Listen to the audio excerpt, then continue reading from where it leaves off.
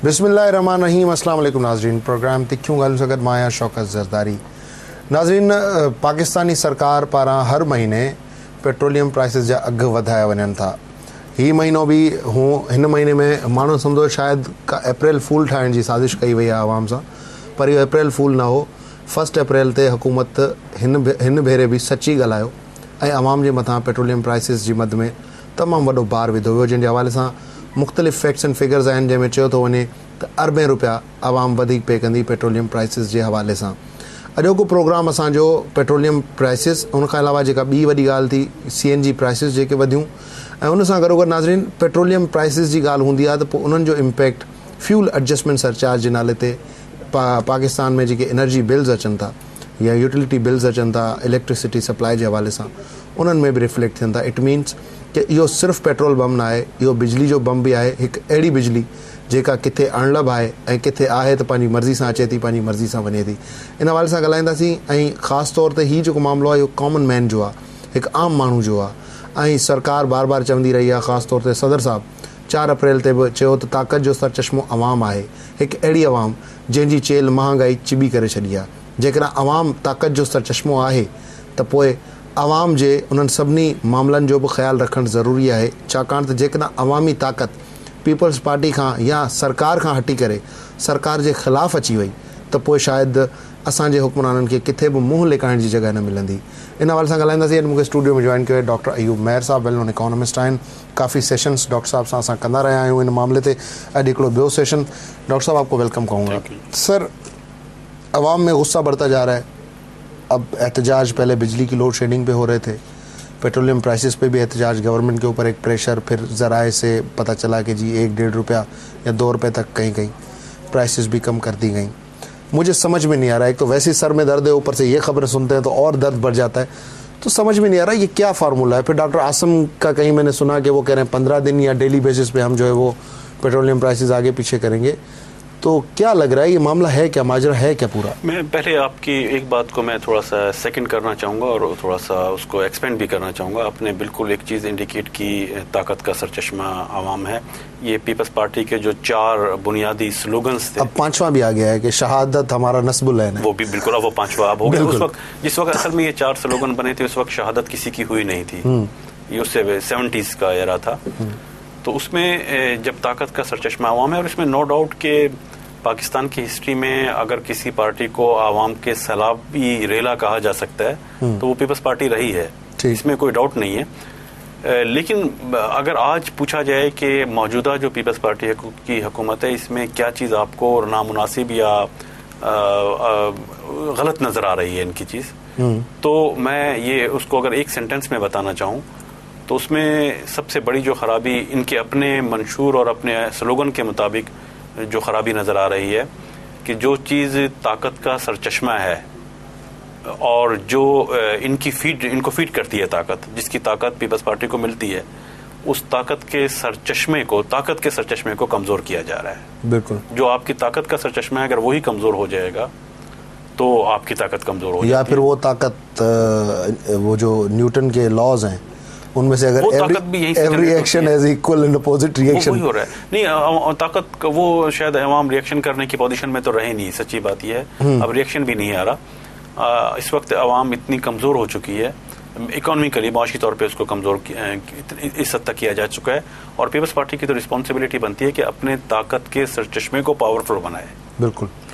अच्छा, अब इसमें जो मेन क्राइसिस हैं, मैं समझता हूँ बहुत सारे क्राइसिस की जो जड़ है, आपने 2 चीज़ों को मेंशन किया, एनर्जी का था, फिर पेट्रोल की बात हुई। बेसिकली पेट्रोल और ये एनर्जी जो है इलेक्ट्रिसिटी, ये एक ही सेक्टर है। एनर्जी सेक्टर में दोनों चीज़ें आती हैं।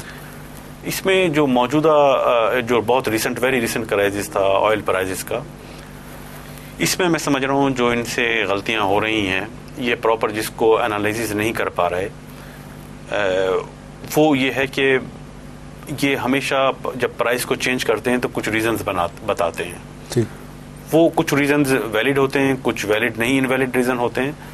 जब आप रीजन को सही से आइडेंटिफाई कर लेंगे तब आप उसका सोल्यूशन बता सकते हैं। बिल्कुल। अगर आप प्रॉब्लम को डायग्नोज ही नहीं कर पा रहे तो आप उसका प्रिस्क्रिप्शन भी नहीं दे सकते, उसका सोल्यूशन भी नहीं बता सकते। सही।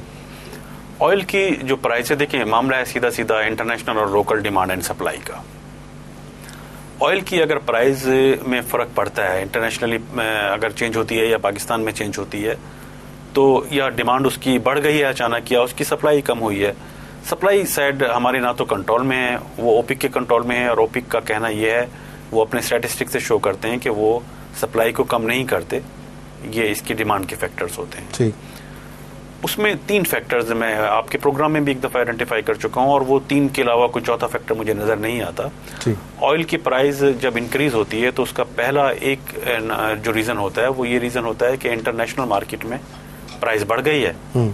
हर सियासतदान हमारे प्रोग्राम में यही आके कह रहा होता है, कता कलामी के लिए माजरत, के जी इंटरनेशनल इम्पैक्ट है इंटरनेशनली। लेकिन डॉक्टर साहब मुझे ये थोड़ा समझा दें, जब डॉलर अपना क्या कहते हैं ऑयल प्राइस 148 का $48 फी बैरल था, तब मुझे याद पड़ता है कि पेट्रोलियम प्राइसेस को 85-86 रुपए थे पाकिस्तान में। उसी तरफ आ रहा हूं। आज जो है वो 120 रुपए का डॉलर है, और $120 का बैरल है या $125 का है। लेकिन अवाम सर पकड़ के बैठेंगे, भाई पेट्रोल 105 रुपए का कैसे हो गया? तो ये बेसिकली देखिए, एक रीजन तो इंटरनेशनल प्राइसेस का रीजन है कि जब भी इंटरनेशनल प्राइसेस इंक्रीज होगी तो आप इंपोर्ट करते हैं, आपके यहाँ भी प्राइस इंक्रीज होगी, ये एक रीजन है। और इंटरनेशनल अगर प्राइस इंक्रीज होती है तो इंटरनेशनल प्राइस इंक्रीज होने का मतलब ये है कि फिर वो सबके लिए इंक्रीज होती है ना, फिर इंडिया के लिए भी, बांग्लादेश के लिए भी इंक्रीज होती है। It is not only for Pakistan, ठीक, सबके लिए होती है। दूसरा इसका एक और रीजन जो होता है जिसको अनफॉर्चुनेटली मेंशन नहीं किया जाता, सिर्फ इंटरनेशनल प्राइस पर कह के बात टाल दी जाती है। दूसरा एक अहम रीजन है आपकी रुपी की डॉलर से जो पैरिटी है। अगर आपका रुपी डिवैल्यू होता है तो इंटरनेशनल प्राइस अगर नहीं भी बढ़ेगी तो आपको रुपीस तो ज्यादा देने पड़ेंगे ना पर बैरल के लिए। जब आप रुपीस ज्यादा देंगे तो इसका मतलब ये है कि आपकी ऑयल की प्राइस डोमेस्टिकली बढ़ जाएगी, इंटरनेशनल बेशक मतलब अगर हम ये कहें कि ये हुकूमत की एक्स्ट्रा एफिशिएंसी जो है कर्जे उठाने की स्टेट बैंक से, और स्टेट बैंक जो बाकायदा एक बादशाह का बिल्कुल एक फर्मा बरदार इदारा बन के काम कर रहा है और धड़ाधड़ नोट्स प्रिंट कर रहा है, ये उसका अजाब है जो आवाम के ऊपर नाजिल हुआ है। जी, उसकी वजह से रुपी के मुल्क में इन्फ्लेशन तो हुआ है उसकी वजह से, और उस इन्फ्लेशन होने की वजह से आपका रुपी जो है उसने डिवैल्यू किया है, उसकी वन ऑफ द रीजन। लेकिन अगर आपका रुपी की वैल्यू डिप्रिसिएट होती है तो ऑयल की प्राइस डोमेस्टिक मार्केट में बढ़ जाएगी, क्योंकि ज्यादा पे करने पड़ेंगे रुपीस की टर्म।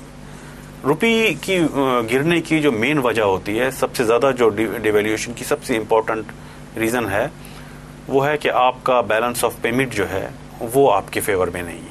ठीक, आपके ट्रेड डेफिसिट बढ़ गया है, आपका करंट अकाउंट का बैलेंस डेफिसिट बढ़ गया है, तो आपका रुपये यकीनी तौर पे डिप्रिसिएट करेगा। डॉक्टर साहब यहीं से ब्रेक लेंगे, ब्रेक के बाद इस पे ज़्यादा बात करते हैं। नाज़रीन, प्रोग्राम टाइम हिकिड़ी शॉर्ट ब्रेक, जो ब्रेक खां पोइ इन मामले ते इन जे हल तरफ़ वधंदासीं, छाकाणि त आवाम सां गॾोगॾु हाणे असांखे मथे में सूर पइजणु शुरू थी वियो आहे। आख़िर ही कहिड़ी केमिस्ट्री आहे, ही कहिड़ा इकोनॉमिस्ट आहिनि जेके हुकूमत खे इन क़िस्म जूं सलाहूं ॾियनि पिया ऐं आवाम जे मथां पेट्रोल बम जे मथां पेट्रोल बम उछलाए पियो वञे। Stay tuned and keep watching our show.